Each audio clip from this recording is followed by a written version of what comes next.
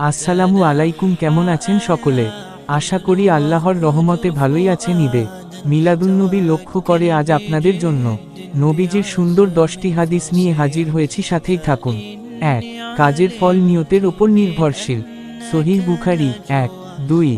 তোমাদের মধ্যে সর্বোত্তম সে, যে কুরআন শেখে এবং শেখায়। সহিহ বুখারী 5027। 3. যে ব্যক্তি আল্লাহ ও শেষ দিনের প্রতি ঈমান রাখে, সে যেন ভালো কথা বলে অথবা চুপ থাকে। সহিহ বুখারী 6018। সহিহ মুসলিম 4। তোমাদের কেউ পূর্ণ মুমিন হবে না যতক্ষণ না সে নিজের জন্য যা ভালোবাসে তার ভাইয়ের জন্যও তা ভালোবাসে। সহিহ বুখারী 13। সহিহ মুসলিম 5। শক্তিশালী সেই ব্যক্তি নয় যে কুস্তিতে অন্যকে হারায়, বরং শক্তিশালী সে, যে রাগের সময় নিজেকে নিয়ন্ত্রণ করে। সহিহ বুখারী 6114। সহিহ মুসলিম 6। যে দয়া করে না, তার প্রতি দয়া করা হয় না। সহিহ বুখারী 6013।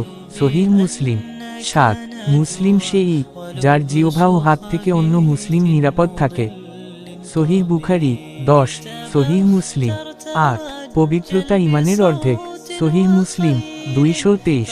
9। তোমার ভাইয়ের মুখের ওপর তোমার হাসি, এটিও সদকা।